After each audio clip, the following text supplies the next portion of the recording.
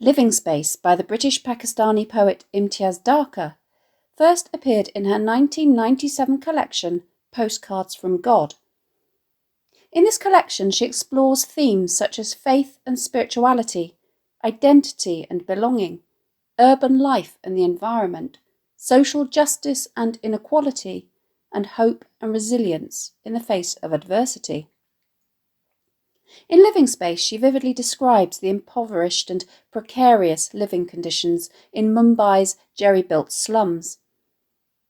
With no urban planning, architects or master builders involved, dwellings have sprung up in an ad hoc and chaotic fashion to house a fast-growing population wherever a small living space can be squeezed in. The people who live there, however, symbolized by the fragile eggs hanging over the edge of these unsafe structures, are, nevertheless, resilient, tenacious, and hopeful. Dharker uses this poem to invite the reader to contemplate the wider social and economic issues underlying such living conditions and the deep-rooted inequality that perpetuates them. The poem comprises one stanza of 22 lines. It is written in free verse, which means that there is no fixed metrical or rhythmic structure, and there is no set rhyme scheme. Dharker masterfully uses the freedom of this verse form to create a poem whose visual appearance on the page is just as precarious as the slums she is describing.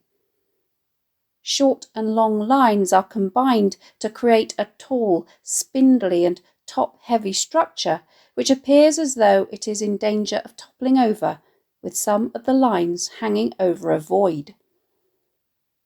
These different line lengths also result in meaning often teetering at the end of one line, only to be picked up at the beginning of the next.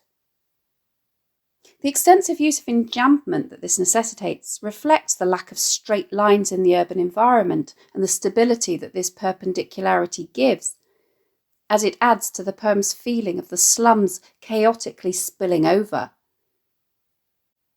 The use of caesura, where a sentence ends mid-line, particularly in the first half of the poem, also adds to this sense of instability as the poem lurches from one idea to the next, a bit like a tightrope walker who stumbles but then rights himself only to stumble again. Although the poem comprises only one stanza, it is structured in two halves. In the first, Dharker focuses on the physical quality of the workmanship of the slums, with the frequent enjambment and caesura creating a jagged, jerky rhythm that lurches, stops and starts. In the second, she shifts her attention onto the people for whom these slums are a living space. Note how this section is one complete sentence from line 12 to the end, which is capped off with a full stop. In the same way that these inhabitants are squeezed into this rough frame, their description is squeezed into the frame of one sentence. The enjambment here, however, without the caesura to constrain it, creates a sense of energy and momentum, and so enhances the idea that these indomitable inhabitants not only live in this space, but also, in spite of the conditions, thrive in it. While there may be no set rhyme scheme, Dharker does create a fragile sense of cohesion through employing various rhyming and sound patterning techniques in places, such as end rhyme, i.e. that and flat, beams and seams, space and place, and white and light. Internal half or slant rhyme, e.g. parallel and vertical. Alliteration, e.g. beams, balance, and assonance, e.g. seams and leans. These techniques will tie the poem's structure loosely together in much the same way as the nails that clutch at open seams haphazardly hold the slums together. Dharker's diction is plain and straightforward.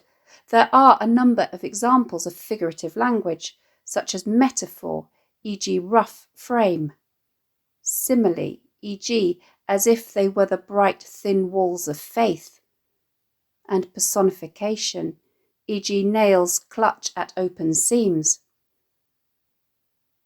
Much of Dharker's imagery evokes the fragility and precariousness of these makeshift homes, and she uses a number of words and phrases forming a semantic field of stability and solidity, or lack thereof, such as straight, parallel, crookedly, supports, off the vertical, balance, leans, fragile, slanted, and thin.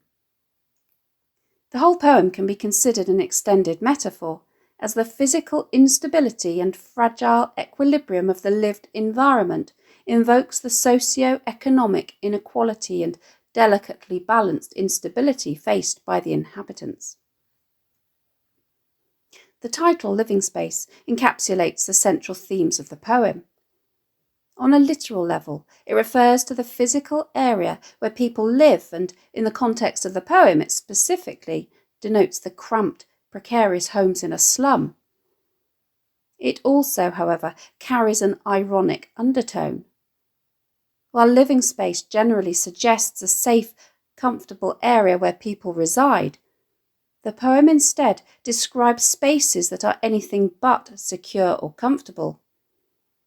This irony highlights the disparity between the ideal and the reality of the inhabitants' conditions. The title also has something to say about the nature of human resilience. Despite the precariousness of these spaces, people still manage to live, survive, and even thrive in them, underscoring the resilience and adaptability of the human spirit, as people create living spaces, even in the most challenging of environments. Furthermore, by calling attention to the nature of these living spaces, Dharker prompts readers to consider broader socio-economic issues. The title invites reflection on the inequality and poverty that force people into such conditions, making it a powerful statement on social justice. The poem begins with Dharker's thesis statement that there are just not enough straight lines. That is the problem. If lines are straight, they suggest order, planning, careful measurement, perpendicularity, and stability. Note how her structuring of the verse immediately reflects her meaning. The use of enjambment brutally cuts her sentences in half so that they are not linear either. The visual separation between enough and straight lines also draws attention to this lack of linearity in the built environment, while the cutting off of that from is the problem creates an uncomfortable and disjointed experience. She elaborates that nothing is flat or parallel, beams balance crookedly on supports thrust off the vertical. The buildings in the slums are rambling and makeshift. Nothing has been designed or measured, but rather seems to have just been chaotically thrown up in an ad hoc manner. Dharker uses enjambment once more to evoke the sense of precariousness of these flimsy structures, as the words beams and supports effectively hang over a void on the page. The alliterated plosive b of beams balance draws attention to this image of delicate equilibrium, where the supporting structures are thrust off the vertical and so are not perpendicular. The sense of force implicit in the verb thrust off here adds to the tension and sense of fearful anticipation that these buildings are in a perpetual state of being several seconds from collapse. She continues, nails clutch at open seams. The personification in the use of the verb clutch here does describe how the nails used to secure pieces of timber don't seem to be actually affixed to anything, evokes an image of them holding on for dear life in order to stop themselves from falling. Note how the sound patterning in this first part of the poem, such as the end rhyme of that and flat and beams and seams, the internal slant rhyme of parallel and vertical, as well as the assonance of seams and leans, echoes this image by orally holding the structure together in a very loose manner. Indeed, the whole structure leans dangerously towards the miraculous. Note the top-heavy appearance of this sentence, as it too seems to defy gravity. The speaker's awe is clear here, as there is a suggestion in the phrase towards the miraculous that it should have fallen down by now, but there is something more than the laws of physics holding it up. The speaker in the latter half of the poem turns her attention towards the inhabitants of one of these jerry-built dwellings. Into this rough frame someone has squeezed a living space. The adjective rough once more suggests the lack of craftsmanship, with a slight discordancy of two fricative f sounds here in immediate succession, i.e. rough frame, enhancing this image. The verb squeezed can be defined as having idiophonic qualities, the long E sound evoking the lack of physical area and the force required to get people and their belongings into it. Indeed, there is so little room that they have even dared to place these eggs in a wire basket, fragile curves of white hung out over the dark edge of a slanted universe. Even though they are fragile, they also symbolize hope and new life, their organic, smooth curves contrasting with the haphazard and rough angles of the man-made environment, with their whiteness the antithesis of the dark edge of a slanted universe.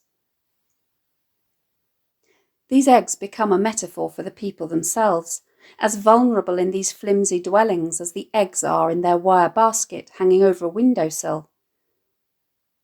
The slanted universe here not only refers to the immediate physical surroundings where all the buildings are skew-with, but also perhaps on a metaphorical level suggests the deep-rooted socio-economic inequality where a bias towards the wealthy and its consequent lack of a level playing field results in people being helplessly trapped in their poverty. The fact that the edge of this universe is described as dark suggests its invidious and sinister nature. Nevertheless, these eggs gather the light into themselves as if they were the bright thin walls of faith. In other words, despite their poverty, the slums' inhabitants have positive energy, creating light from darkness as they build a life for themselves in the face of adversity. Note how the final line, after 5 preceding lines of increasing brevity, is longer again, suggesting that faith is the foundation upon which everything in this society rests. The final image draws a connection between the fragile white eggshells and these bright thin walls of faith, implying that, while they offer protection, they are also easily shattered. This conveys a sense of precarious equilibrium, not only within the slum, but also within the broader social fabric of India and similar nations.